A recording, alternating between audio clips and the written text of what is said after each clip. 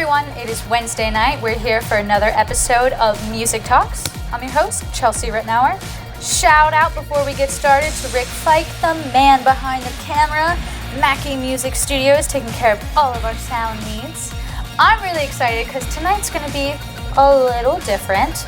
We're of course going to talk about music and our artist who's with us this week, but we're also going to talk about the industry and our local scene, and yeah, it's going to be very cool. So everyone give a warm welcome to Donnie Barney. Hi everybody. Hello.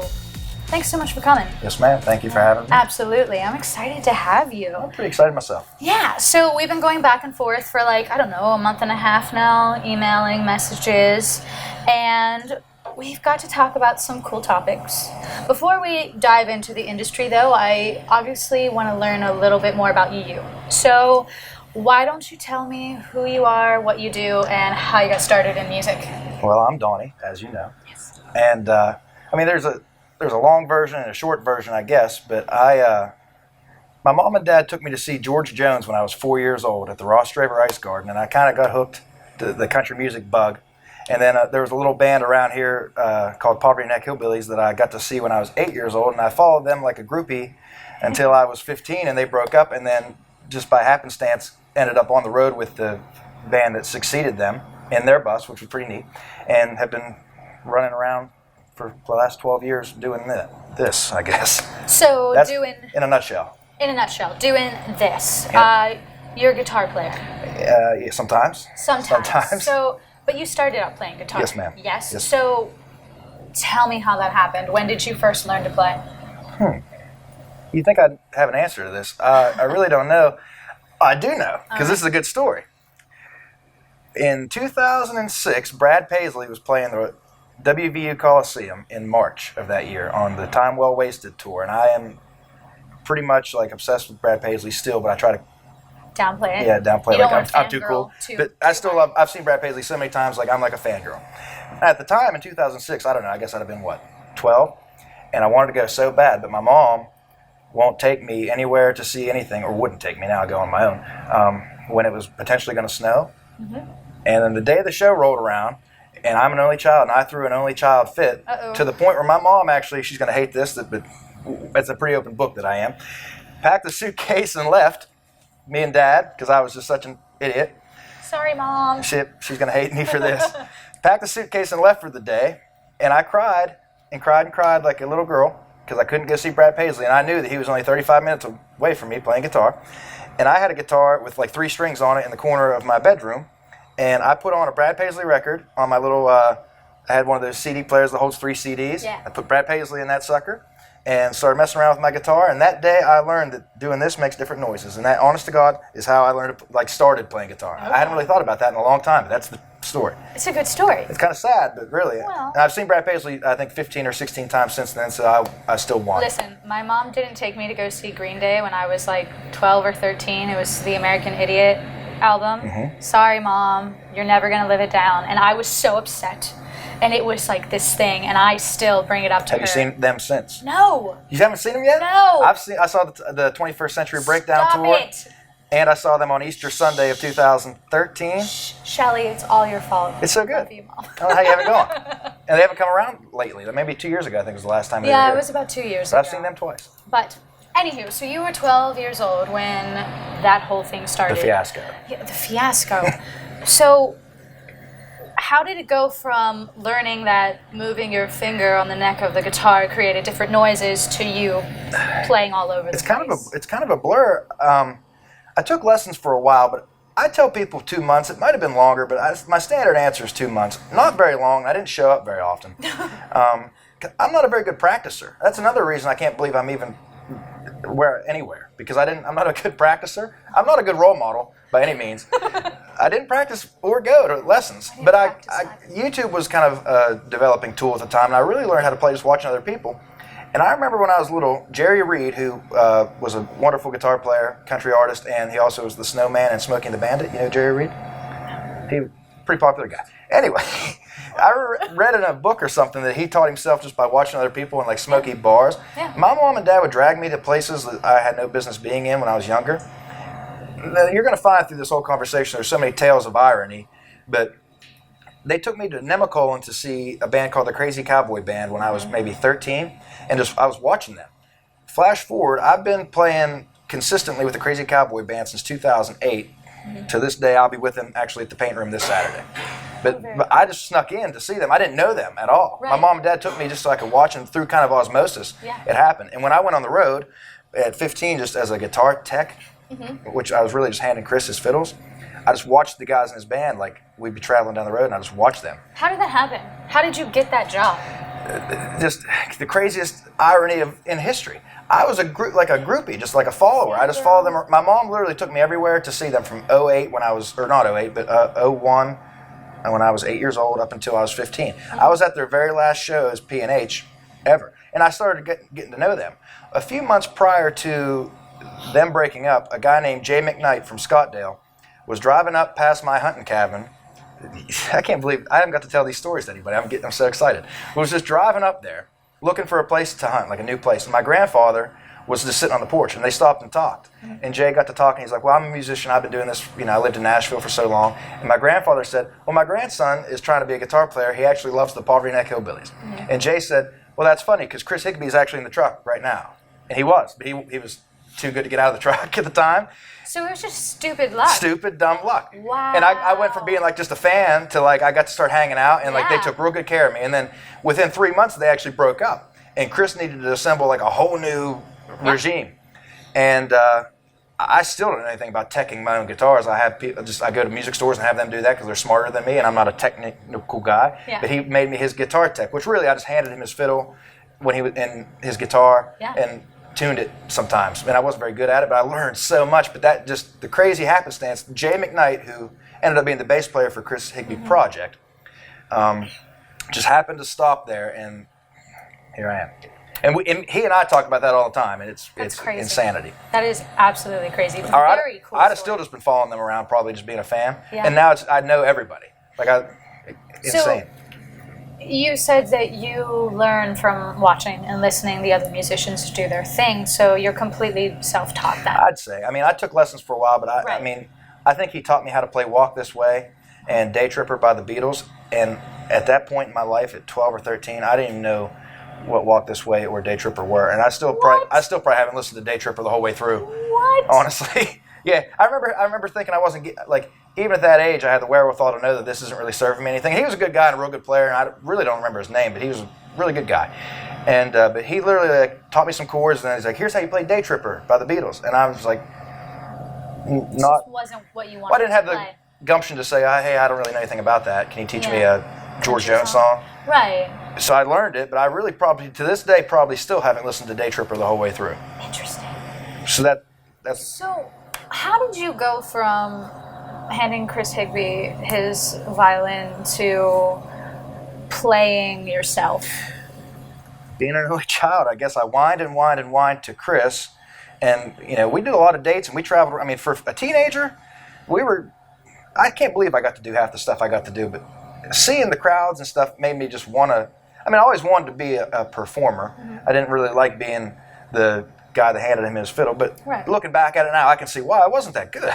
I wasn't very good at all, but I finally begged him. And it's funny we bring up Green Day, because at the time, I look back at pictures now, and I was going through my Billy Joe Armstrong phase, where I was dressing like him, and I really regret this. I still have the black fingernails. There's pictures for me at the paint room in the skinny jeans, like the black, everything. It's embarrassing, and I was in high school. But I never let it go. He finally let me start coming up and playing acoustic, and I was not good. But he finally let me come up and play like a couple songs in the show every night. And that. How old were you? At the time, 15 through 17, so it's somewhere in the middle of there. Yeah. I got to start playing. Yeah. And then, in the meantime, from 15 through 17, the singer for the band at the time, for Chris's band, is also the singer for a band called Crazy Cowboys, who've been around here for 20 years. He asked me, and I owe him just as much, and I still play with him this day. I'll be with him on Saturday. We were playing at Heinz Field with Chris, with Billy Ray Cyrus. I'll never forget. And we were standing outside the bus. And he said, hey, I booked some Crazy Cowboy shows, because they'd taken a little hiatus. He was doing the Higbee thing. Yeah. And he said, would you like to come chop rhythm? Like, just play rhythm? Yeah. And I was like, yes. Because my mom and dad snuck me in to see them, not knowing them at all, personally. Right. We lied to the security guard at Nemacolin and said I was his cousin, and now I'm playing in a band with him. And so I got to play the Paint Room. My first actual show as a guitar player was at the Paint Room, which is literally like I could walk there from where we're at right now. Oh, yeah. It was my first official show, and have been playing the Paint Room ever since. And it just kind of went from there. Kind of went from there. So now you promote yourself as like a solo. Let's talk about the guitar playing, but we'll get to the other stuff soon. You've played for a lot of people. You actually recommended someone to be on this show. What is the date? May 15th. Yes. Alex Maxwell. Yes. He'll be here. And you were telling me a little bit about him and how he has a lot of songs that are blowing up all over the place, and you play on these songs, right? No, he uses Nashville guys, but we've been buddies now for 3 years, and Yeah. I go by the buddy system. I like to help my Okay. buddies, and maybe he'll owe me one someday. Yeah. 'Cause So he's doing a lot more than I am. have you yourself been down to Nashville, and have you played with people and Yeah. done that whole thing? And I like to go to visit Nashville. I really don't like to live there. Or Yeah. I couldn't live there. I wanted to live there when I was young. it's like me in New York. Yeah, you think you want to live there till you get there. Like Oh, no, I went I to lived Nashville there. for the first time when I was 18. And I thought, yeah, this is where I want to go to college. And then I didn't get accepted to the college, so I just didn't go to college. And I'm glad I didn't. I was telling Justin earlier, I'm so glad I didn't go because I'd have just failed probably. I mean, I like being a big fish in a small pond. Yeah. And this is my small pond. I like to be in it. Right. I like my little pond. Cool. But I know people like Alex, who we were talking about, Right. moved down there right after he graduated high school, and he is killing it right now. That's what you said. And He'll tell me about it on May 15th. right, I don't want to talk about him. This is my show. Yeah. My show. Okay, so you're all over the place. You're playing gigs. You play with bands. You play individually. So recently, you've kind of made the shift from just being a guitar player to now singing and being like a solo act. Yeah, I'm Correct? dipping my toes into it. How long have you been doing that? Well, literally the whole time, really, but I never took it that seriously. Mm-hmm. And then I realized, like, I've worked with a lot of artists in the region here from A to C level, and some of them ended up being some of my best friends in the world still to this day. But you can only go so far with somebody, and then you've literally gone as far as you Yeah. could with that person. Yeah. And you can't depend on a lot of people. And you butt heads. I love these guys; they're still my buddies, but you just can't work with them in certain Yep. aspects. And we talked about this off camera, but you know what yeah. I mean. And all along, I'm like, I should just try this. I should just do this by myself. But I would rather let it be known, just be the side man to the star. I like that role. Mm-hmm. I like being the crew chief, so to speak, for the NASCAR driver. I like to just help them. But I'm trying this myself, and I also see like my buddies are having some success as a songwriter, Mm-hmm. and all the way back to when Jay McKnight stopped at my cabin, they started hunting there, and I didn't know anything about the business. He's like, if you want to make some money, you got to be a songwriter. And I literally never took it that seriously. I mean, It's true. I've had a little bit of, tries here and there. Had one song get cut that I co-wrote one time with the artist I was working for at the time, and I learned you can get a check. And I'm like, they should have never done that, because now I'm like, let's do this all the time. Yeah. So I'm really just trying to do that. I really just want to do everything. Mm-hmm. I'm trying to, just everywhere I can do something. Yeah. I'm doing everything. So writing, playing, singing. So you're a full-time musician. Yes, ma'am. Yeah. Yes, ma'am. I know. I've had my bouts with regular jobs, but I don't last long. Yeah. How many songs are you going to do for us tonight? As many as we need to. A whole bunch. All right. I'll stay all night. I don't care. I can do All it. right. I can do 3 hours if we need to. All right. No, I don't think we need quite 3 hours, but You sell it. Yeah. DVD. Do people even watch DVDs anymore? I don't think so. I can't keep up. Hey. This is my problem. Put it on YouTube. YouTube. There we go. I'd say we typically do a half-hour set, Rick. So I can do 7 it. songs. 7 songs sounds good to me. Yeah. He's gonna make it up on the fly. I dig it. Most of it's on the fly. All right, Yes. that's okay. I like it. I do a lot of that too. So, all right, man. This was fun. It's been a pleasure. I enjoy going back and forth with you. We had a lot of fun off camera too. We'll have to do it again sometime. Yeah. Part yeah. 2. Part 2, not on camera. Yeah. PG-13. Oh boy. We're very PC right now. PC. It's the way of the world. You want to get to it? Yes, ma'am. Let's do it. Let's do this thing.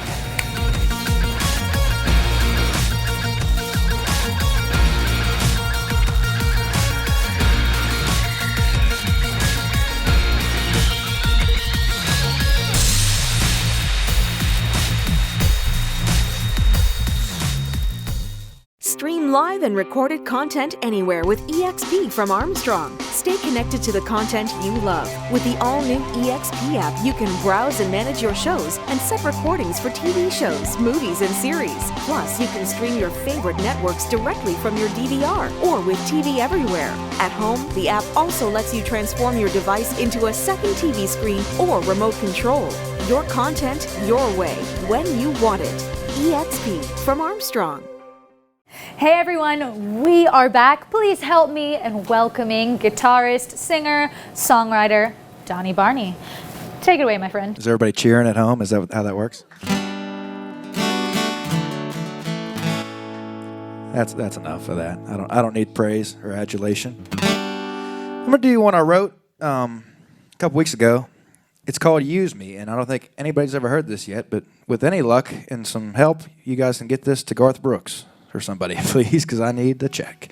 It's about running into somebody you haven't seen in a while in a bar, and you want to be used by them, I guess.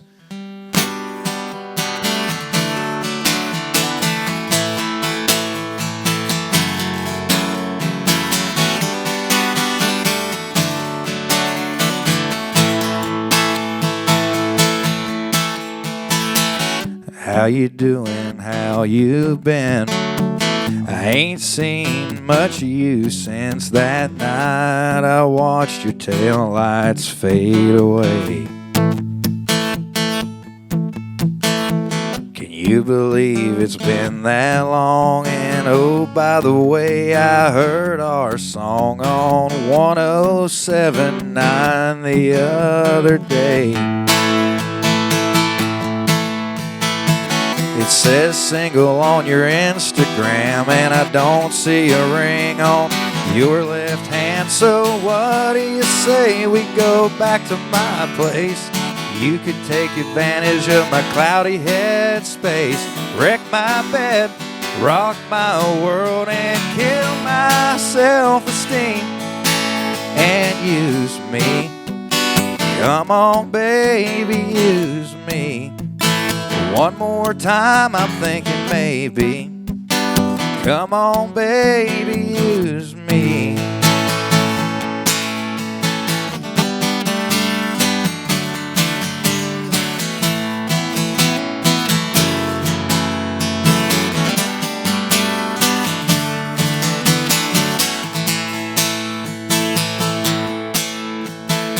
I know it's been a real long time. I'm sure I never even crossed your mind, but when it comes to you, I can't say the same.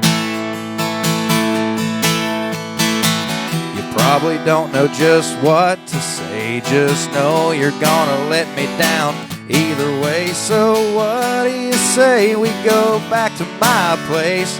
You could take advantage of my cloudy headspace, wreck my bed, rock my world, and kill my self-esteem, and use me. Come on, baby, use me. One more time, I'm thinking maybe. Come on, baby, use me.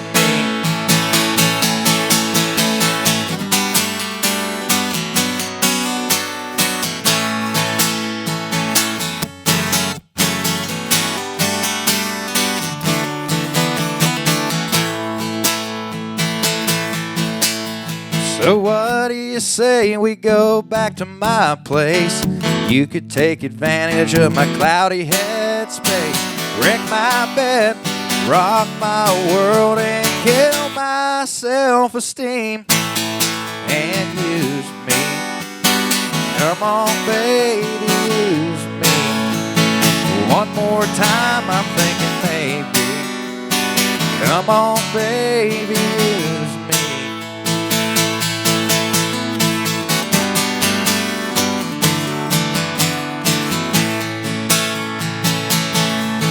One more time.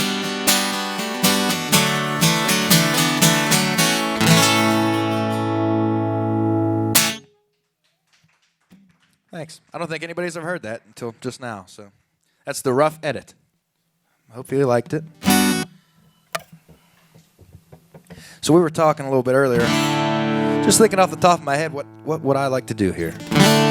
There was a movie when we were little, we're about the same age, called Gordy. Do you remember the movie Gordy? About a pig? It was the other pig movie. We had Babe and Gordy, but Gordy was the less popular one. But there was a 90s country star that was the lead man in Gordy named Doug Stone. I'm going to do a Doug Stone song.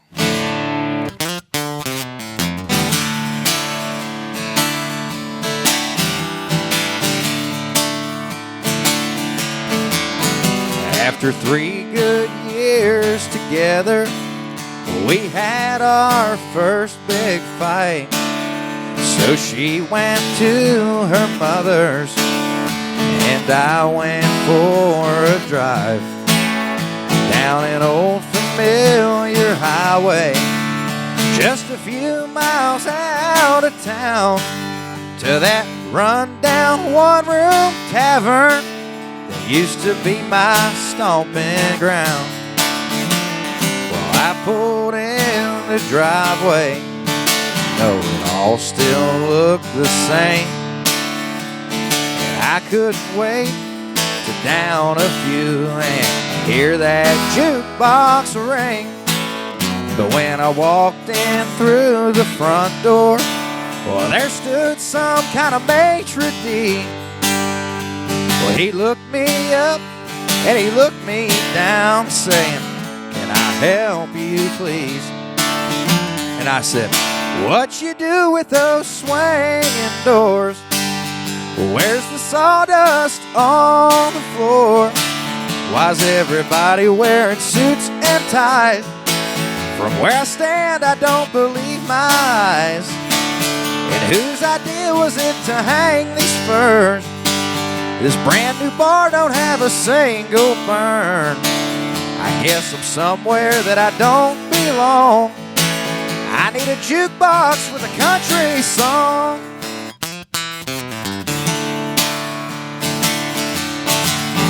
Well, I look back to the corner where the jukebox once stood proud.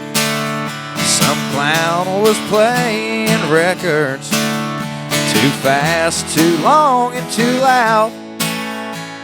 It must have been a big mistake to try and speak my mind. So as they were asking me to leave, I cried out one more time, "What you do with those swinging doors? Where's the sawdust on the floor? Why's everybody wearing suits and ties? From where I stand, I don't believe my eyes. And whose idea was it to hang these furs? This brand new bar don't have a single burn. I guess I'm somewhere that I don't belong. I need a jukebox with a country song. I guess I don't belong without a jukebox and a country song."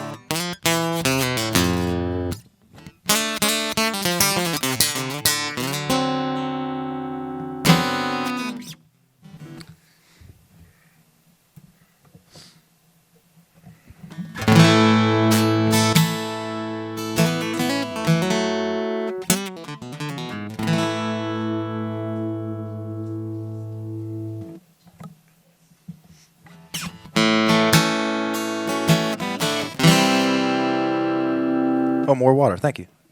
Thank you, whoever that was. We're going to do a little... I'd mentioned that I went to see George Jones when I was 4 years old. And George Jones was bigger than most religious figures in our household growing up. And still kind of is to this day. I miss him. We're coming up on 6 years since he passed away. April of 13? How many years is... I don't do math. I'm going to do a George Jones song.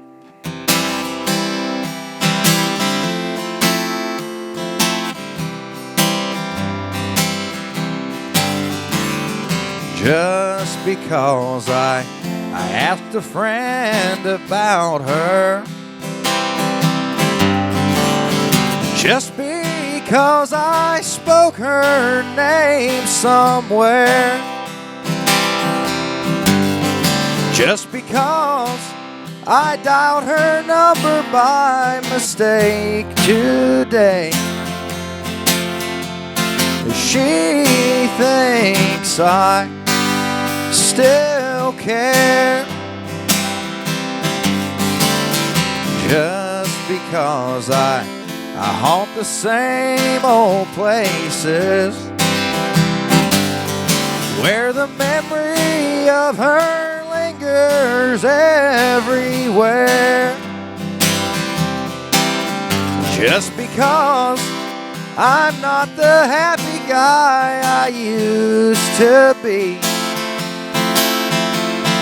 she thinks I still care. But if she's happy thinking I still need her, then let that silly notion bring her cheer. Oh, how could she ever be so foolish?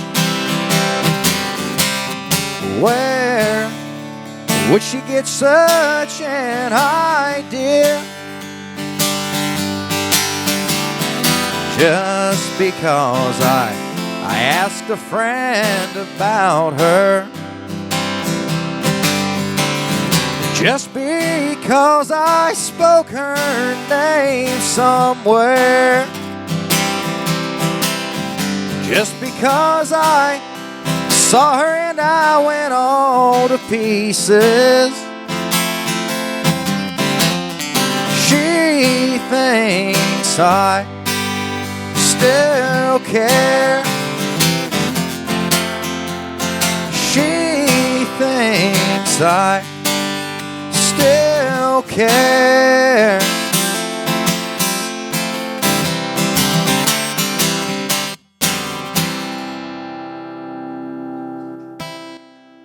George Jones, everybody.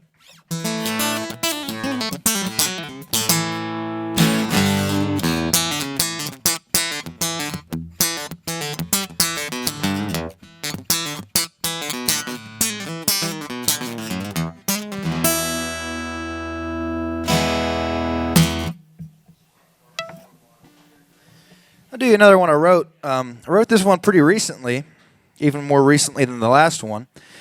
And it's actually being cut by another artist in Nashville the 25th, so whatever that is.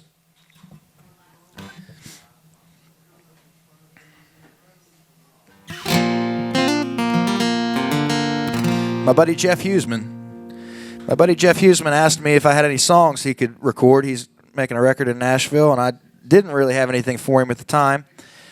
But I wrote this one just thinking about him, and he's going to record it in Nashville, so check out Jeff Huesemann's record when it comes out. He's from the Uniontown area. So I wrote this for him. It's not my favorite I've ever done, but he liked it, and that's all that counts.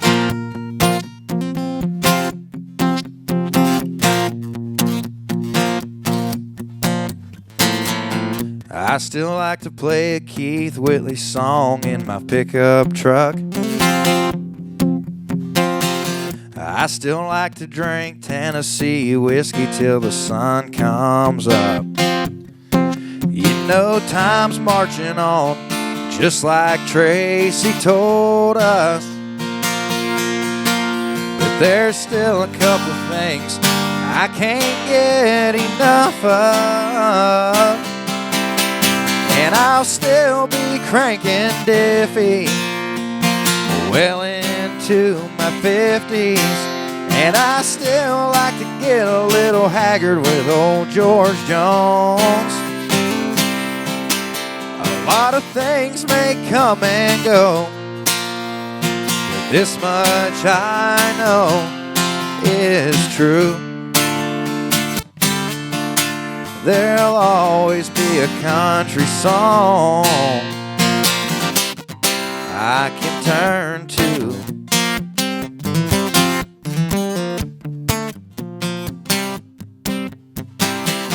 I still like to meet all my rowdy friends for a beer downtown. It doesn't bother me much that they've all settled down. And I still dream about Felina in old El Paso. And when I want to take a ride, I'm listening to David Allen Coe. And I'll still be cranking Diffie well into my 50s. And I still like to get a little haggard with old George Jones. A lot of things may come and go. This much I know is true. There'll always be a country song. There'll always be a country song. Always be a country song. Hiccups I can turn to.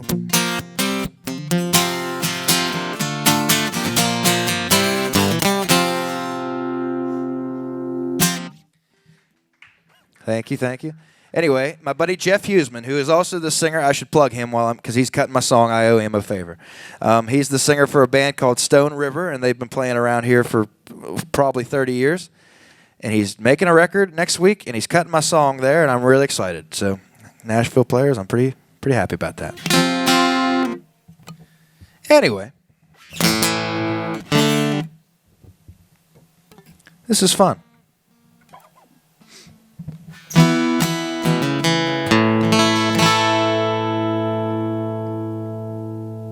I'm kind of a stickler for tuning, you'll notice. Because who wants to be out online and on Armstrong cable out of tune? Nobody. Nobody does. If you do, ugh.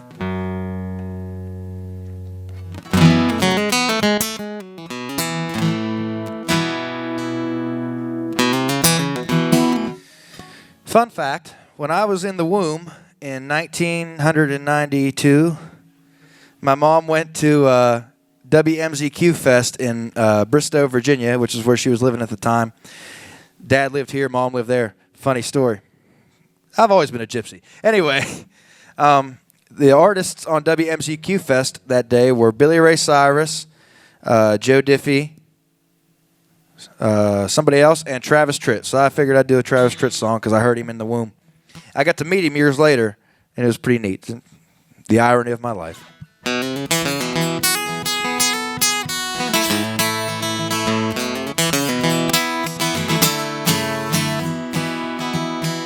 As we sat on the front porch of that old gray house where I was born and raised,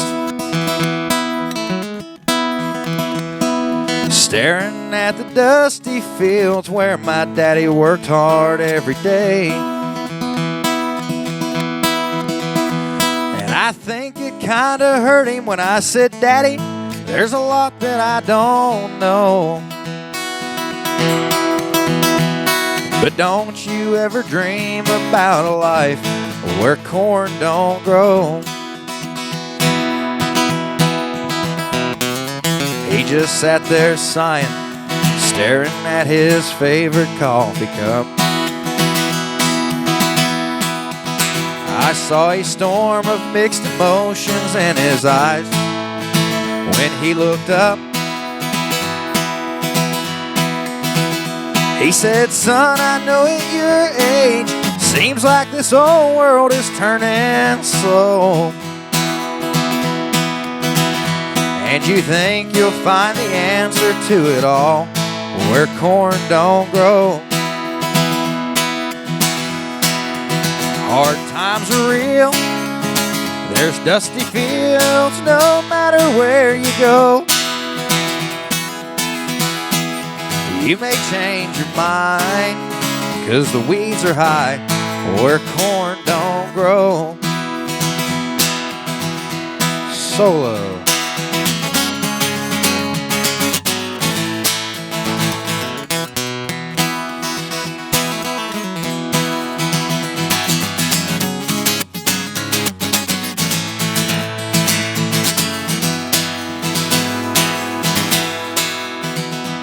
I remember feeling guilty when Daddy turned and walked back in the house. I was only 17 back then, but I thought that I knew more than I know now. I can't say he didn't warn me. The city life's a hard road to hoe. Ain't it funny how a dream can turn around where corn don't grow? Hard times are real. There's dusty fields no matter where you go. You may change your mind, 'cause the weeds are high where corn don't grow. You may change your mind, oh, the weeds are high where corn don't grow.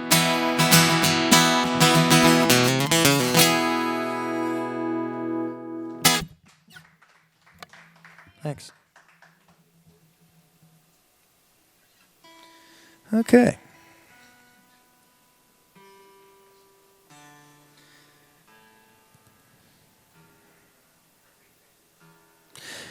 I think we'll switch it up here.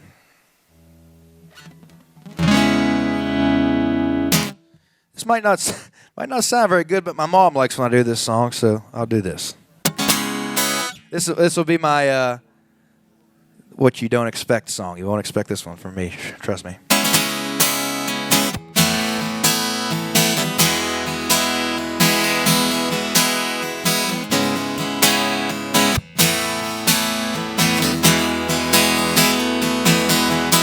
Well, I tried to make it Sunday, but I got so damn depressed that I set my sights on Monday and I got myself undressed.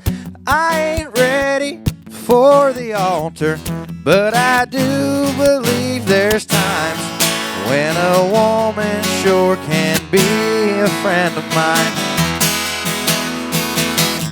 Well, I keep on thinking about you, Sister Golden Hair Surprise.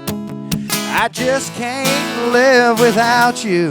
Can't you see it in my eyes?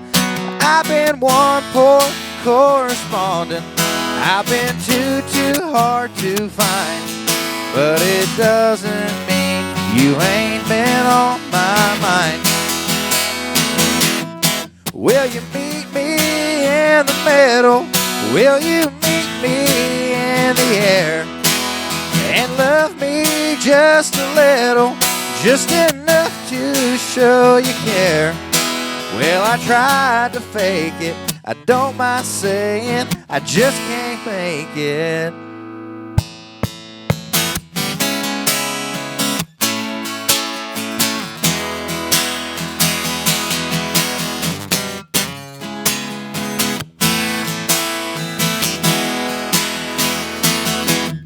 Well, I keep on thinking about you, Sister Golden Hair Surprise. I just can't live without you. Can't you see it in my eyes? I've been one poor correspondent. I've been too hard to find. But it doesn't mean you ain't been on my mind. Will you meet me in the middle? Will you meet me in the air? And love me just a little, just enough to show you care. Well, I tried to fake it, I don't mind saying, I just can't make it.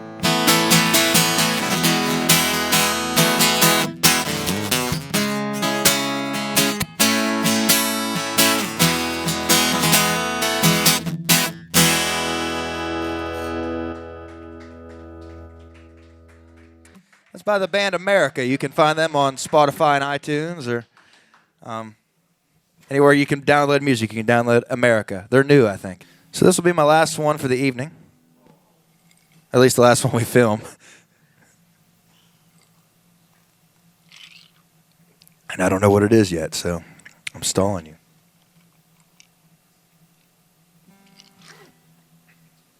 I'm going to try that Hank Jr. song that I've never done before. I think I'm going to do it. Anybody like Hank Williams Jr. in this world? On an album in the 80s, long before I was born, there's a song called Mr. Weatherman. You might know it, you might not, but you're about to know it. Probably everybody likes the standard Hank Jr. stuff. There's so much good Hank Jr. stuff that no one knows. This is one of those. I'm going to do it. I heard it today on the way here. I've never played this on the guitar except for in sound check a minute ago. I've certainly never sang it in public, but we're going to try it right now.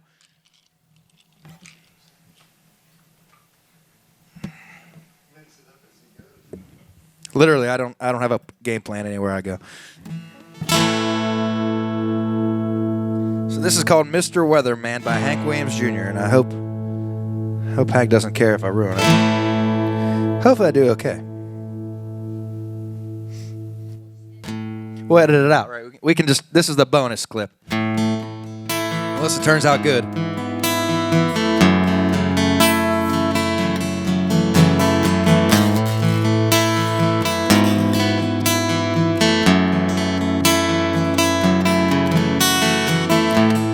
Mr.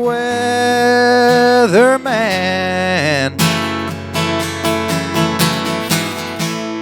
what is your forecast? I need a major change.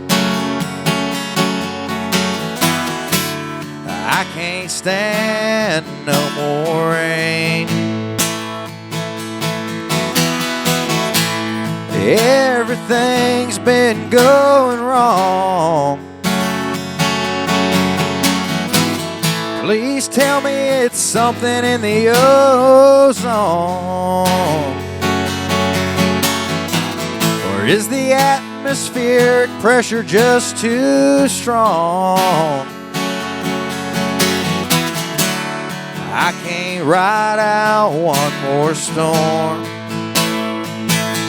'Cause I've had too many highs and too many lows. Too many storms and tornadoes. I need some blue skies and sunshine. I need a good forecast tonight.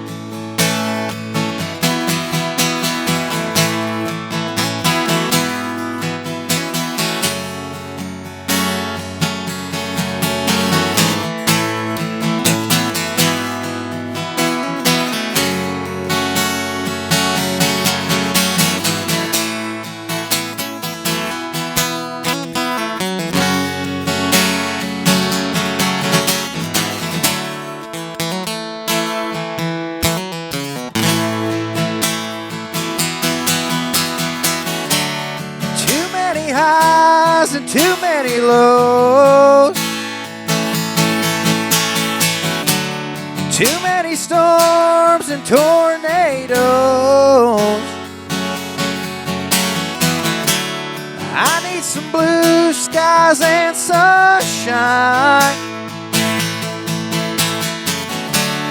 I need a good outlook tonight.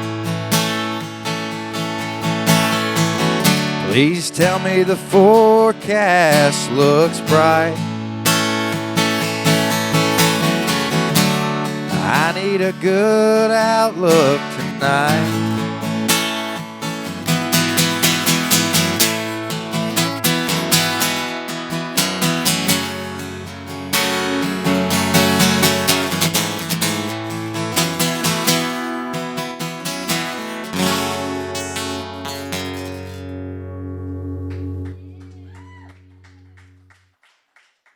We made it through.